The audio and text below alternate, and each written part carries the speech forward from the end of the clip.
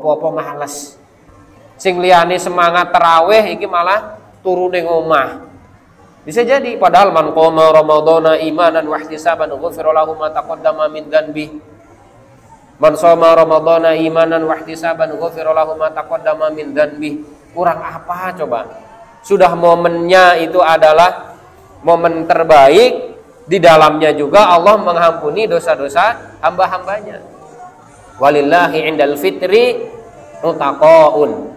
Dan Allah itu ketika menjelang berbuka itu ada ajang untuk menghapus dosa-dosa, hadisnya Tirmidzi dalam sunannya. Masya Allah, kurang apa lagi nih para jamaah sekalian. Maka seolah-olah kita masih di Sya'ban pun ini sudah pengen segera langsung ngambil jalan pintas gitu ya. Karena apa? Saking besarnya dari keutamaan-keutamaan yang Allah Subhanahu wa taala berikan kepada hamba-hambanya.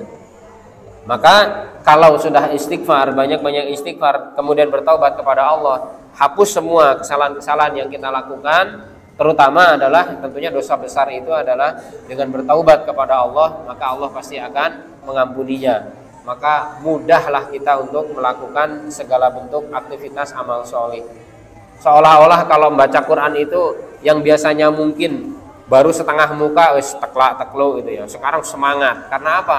Karena hatinya bersih.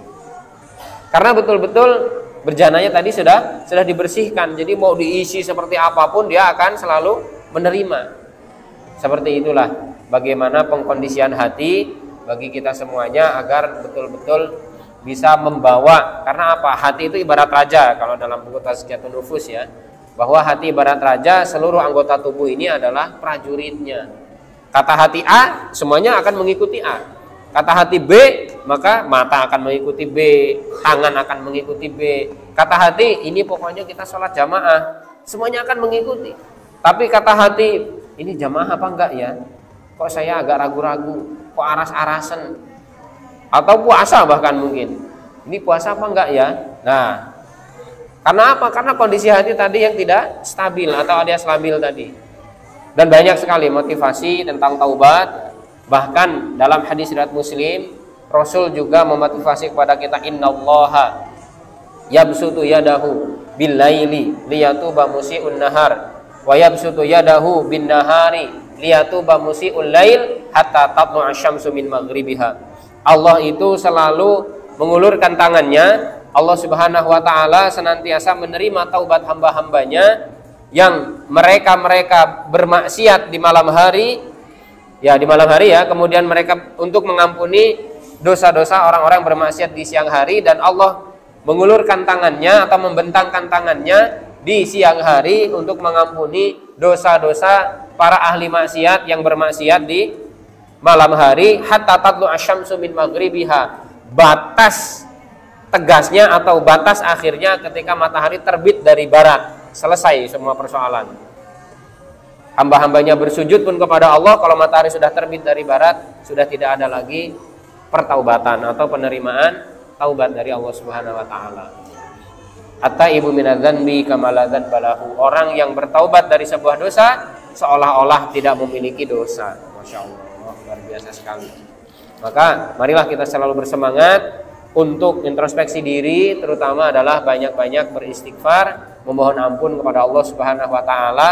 Termasuk catatan penting adalah hindari pertikaian, permusuhan, sudahi semuanya, terutama dengan muslim yang lain. Bisa jadi malah nanti mendekati Ramadannya. Karena apa? Geger ru'yatul hilal atau apa hisab. Ini sudah disampaikan Ustaz Syahid di videonya yang dikirim Pak Yasir sama Mas Destur ya. Silahkan disimak itu Pak. Sesuai keyakinan kalau masalah itu ya, gak bisa dipaksa. Ustadz yang mana? Rahasia dong. Ya semuanya sesuai keyakinan ya. Nanti ngikut-ngikut saya. Lah kayak Ustadz Salahuddin kok ikut ru'yatul hilal, kok Ustadz Salahuddin ikut hisab gitu ya. Ya mau gak kalau masalah itu? Kan sudah ditegaskan oleh salah satu alim kita ya. Ustadz Syahid sudah menegaskan kalau ru'yah ya seperti ini, kalau hisab seperti ini. Semuanya punya dasar. Nah ini jangan jadikan sebuah sekat. Ini jangan jadi sebuah ajang permusuhan. Malah gara-gara ternyata iki DCI kemudian iki ora taat pemerintah. Wah, itu racun itu yang seperti itu, Pak. Itu racun yang harus dihilangkan gitu ya. Kalau ada bahasa yang seperti itu, karena apa? Dua-duanya sesuai dengan ilmu. Ya, dua-duanya juga berdasarkan yang namanya ilmu. Jadi tidak perlu kita yang apalagi yang mohon maaf yang kita yang awam kroco-kroco itu ya, milu-milu ribut gitu. Karena apa? Hati malah menjadi kotor kembali. Maka ukhuwah harus dikuatkan. Hindari perselisihan atau kalau ada permusuhan, karena ternyata bahkan di dalam Senin Kamis saja kita puasa, Pak. Ketika kita puasa Senin Kamis, itu Allah Subhanahu wa taala kan akan mengangkat amal-amal kita di hari Senin dan hari Kamis. Kemudian kata Allah Subhanahu wa taala, kalau ada yang masih bermusuhan, angziru, tangguhkan untuk mereka berdua. Hatta yastoliha, sampai kemudian mereka berdua mau mengislah. Mereka berdua mau berdamai. Kalau mereka berdua sudah berdamai, maka boleh dicatat amal-amalnya. Tapi kalau masih musuh-musuhan, gara-gara tadi, gara-gara seiki ru'yah, seiki hisab, kemudian akhirnya saling cemooh, saling mencaci, saling mengejek, misalkan seperti itu.